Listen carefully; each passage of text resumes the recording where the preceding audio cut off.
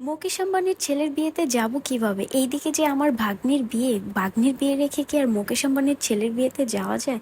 হা হা, so funny. কেউ আবার seriously নেবেন না। সো হ্যালো এভরিওয়ান, আসসালামু আলাইকুম। কি অবস্থা সবার? আশা করি সবাই অনেক বেশি ভালো আছেন। বলেছিলাম যে মেহেদির ব্লগটা যদি পছন্দ করেন তাহলে হলুদের ব্লগ নিয়ে আসব। তো বরাবর মতো নাস্তা করি, মেয়েকে ঘুম থেকে উঠে মেয়েকে খাওয়া, মেয়েকে বসায় দিলাম। মেয়ে একটা বোতল নিয়ে খেলা করছিল। তারপর মাঝখানের ভিডিওগুলো নেওয়া হয়নি। তারপর আমরা দুপুরবেলা খেতে বসে পড়লাম। আম্মুর হাতের এই মাছের ভর্তাটা যে কি পরিমাণ মজা হয়েছে, আমি এই ভর্তা দিয়েই আমি 1 প্লেট ভাত অনায়াসে খেয়ে ফেলেছি। তারপর আর কি আমি একটু রেস্ট নিয়ে মেয়েকে ঘুম পাড়িয়ে মেয়ের জন্য বিএমটা পাম্পিং করে নিলাম। আর এখন চলে যাব পার্লারে রেডি হতে। আর পার্লারে যাওয়ার আগে মেয়ের কাছে মেয়ের বাবাকে বসাই রেখে গেছি। তারপর পার্লারে গিয়ে বিশাল একটা লাইন দেখলাম। আর লাইন দেখেই বা কি হবে, আমি আমার মেয়ের অজুহাত দিয়ে আগে আগে সবাইকে পিছিয়ে ফেলে আমি আগে আগে রেডি হয়ে গেলাম। রেডি হয়ে মিরর ভিডিও করছিলাম আর আম্মুর বকবক শুনছিলাম। আম্মু বলছিল এই ঢং বাদ দিয়ে বাকি কাজগুলো শেষ কর, মেয়েকে খাওয়াতে হবে, মেয়েকে রেডি করাতে হবে। এইদিকে মেয়ে আমার ঘুম থেকে উঠে আর তার মাকে আর চিনতে পারছে না। সে ড্যাব ড্যাব করে তাকিয়েছে, বলছে যে এইটা আবার কে আমার মার জায়গায়। আমাকে আমাকে চিনতে পেরেছে? তুমি আমাকে চিনো নাই? শুনো, বাচ্চাটা আমাকে চিনতে পারে নাই। এই মেয়ে আয়রা, এই আয়রা কি পড়েছে? মামাম কি পড়েছে? চিনো না তুমি? ওমা হাসে না কেন? মেয়েটা হাসে না কেন? মেয়েটা কেন হাসে না? আয়রা পাখি, উমা, উমা। আমার মেয়ে আমাকে সাজা অবস্থায় একদমই চিনতে পারেনি। এই দুঃখের কথা আর কার কাছে বলবো? এই দুঃখে আর বাকি প্রোগ্রামে একদিনও পার্লার থেকে সাজিনি। মেয়ে তার বাবার কাছেই থাকবে, তার মামামের কাছে একদমই আসবে না। আমি খুশি হব কি, আমি একদম কষ্টে শেষ হয়ে যাচ্ছে যে আমার মেয়ে আমাকে চিনতে পারছে না, আমার কাছে আসছে না, ইভেন আমাকে দেখে একটু হাসছেও না মেয়েটা। এই তো আমরা চলে আসলাম বিয়ে বাড়িতে। আর আমার হাতে এই দুইটা ব্যাগ দেখছেন, এই ব্যাগ ভর্তি হচ্ছে আমার মেয়ের খাবার, জামা কাপড়, ডাইপার। আগে যেখানেই যেতাম না কেন, বাচ্চা হওয়ার আগে ব্যাগে থাকতো সবকিছু মেকআপ আইটেম আর নিজের প্রয়োজনীয় জিনিস। আর এখন শুধু থাকে মেয়ের প্রয়োজনীয় জিনিস। আসলে যত দিন যায় আমাদের সবকিছু চেঞ্জ হতে থাকে। প্রোগ্রামে এসেই আমরা তিনজন মিলে ছবি তুলে নিচ্ছিলাম, কারণ আমার মেয়েকে এই জামা বেশিক্ষণ পরায় রাখতে পারবো না, একটু পরেই কান্নাকাটি শুরু করে দিবে। আর এত পরিমাণ গরম লাগছিল, আমিও চাচ্ছিলাম না ওকে এই জামাটা বেশিক্ষণ পরায় রাখতে। তাই আর কি যতক্ষণই আছে একটু ছবি তুলে নিচ্ছিলাম। আর এইদিকে দেখলাম বউ ছবি তুলে নিচ্ছিল মেহমান আসার আগেই, ছেলের পক্ষ থেকে মানুষজন আসার আগে বউ এদিকে ছবি তুলে নিচ্ছিল। আর বউর সাথে সাথে আমরাও এদিকে একটু ছবি তুলে নিচ্ছিলাম।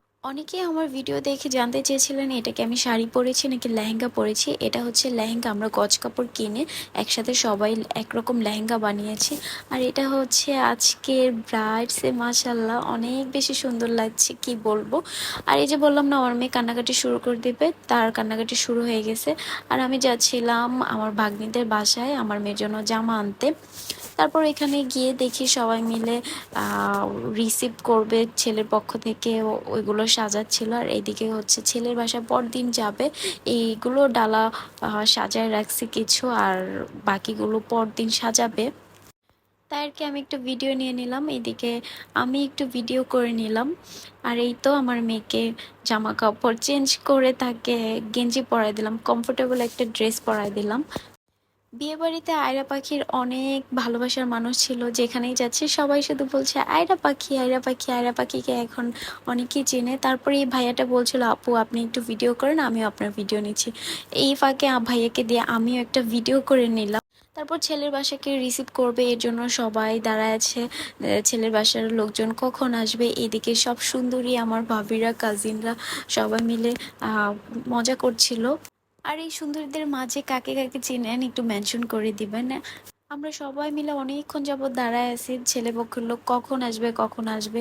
তারা শুধু বলছে তারা চলে আসছে চলে আসছে, অথচ তাদের আসার আর কোনো নাম নেই।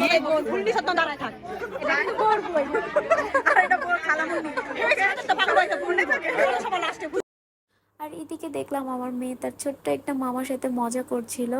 আর এইটা হচ্ছে আমার একটা বড় ভাই। আর আমার এই বড় ভাইয়ের এখনো বিয়ে হয় নাই। আমার বড় ভাইয়ের জন্য সবাই মেয়ে দেখবেন, আমরা মেয়ে খুঁজতেছি। তারপর বড় ভাইকে দিয়ে আমরা তিনজন মিলে একটু ভিডিও করে নিলাম, ছবি তুলে নিলাম, যদিও সে কোনো কাজের না, তাই আর কি তাকে দিয়ে একটু কাজ করালাম। আর এই যে দেখেন কি ভিডিও করছে সে।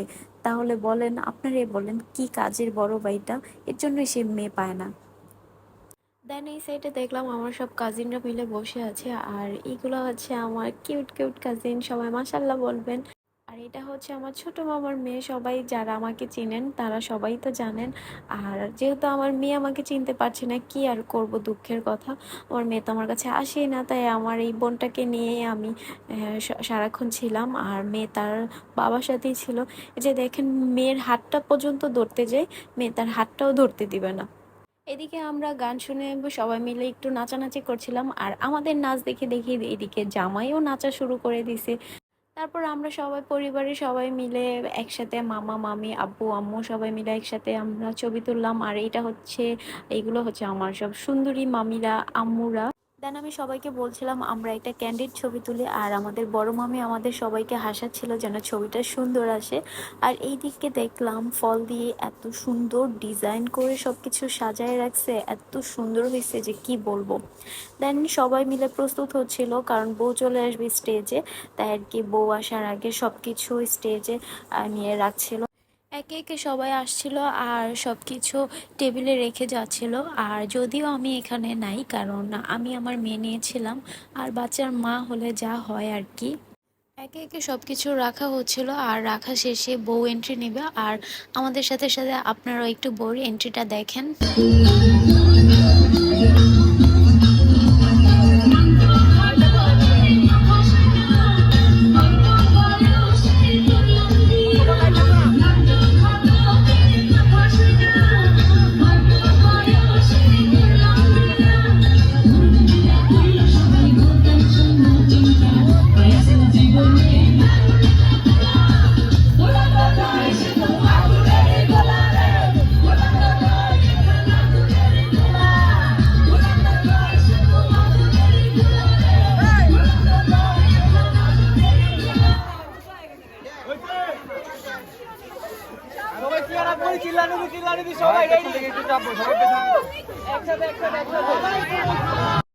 মেয়েটাকে যে কি পরিমাণ সুন্দর লাগছে, মাশাল্লাহ মাশাল্লাহ।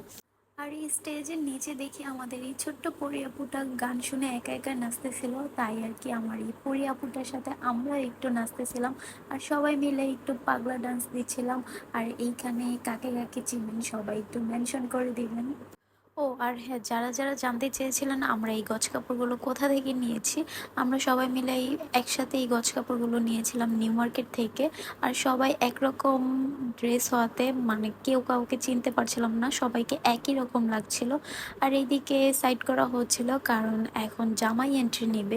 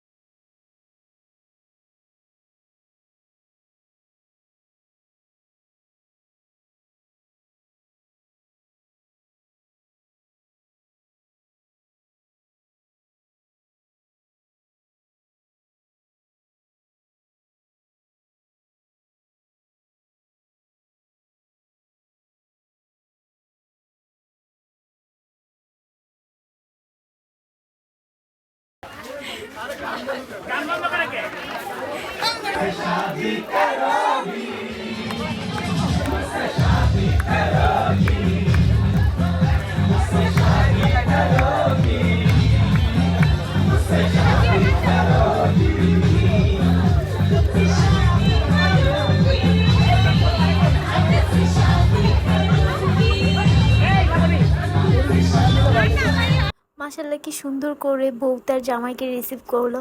আর এই নতুন দম্পতির জন্য সবাই দোয়া করবেন। আর দুজনকে এত সুন্দর মানিয়েছে কি বলবো, সবাই তাদের জন্য নতুন জীবনের জন্য দোয়া করবেন। আর আমাদের ব্লগটা আপনাদের কেমন লেগেছে সবাই অবশ্যই কমেন্ট করে জানাবেন। আর আমাদের এই ছোট্ট পেজটাকে ফলো দিয়ে সবাই আমাদের পাশে থাকবেন, লাইক কমেন্ট শেয়ার করবেন। আল্লাহ হাফেজ।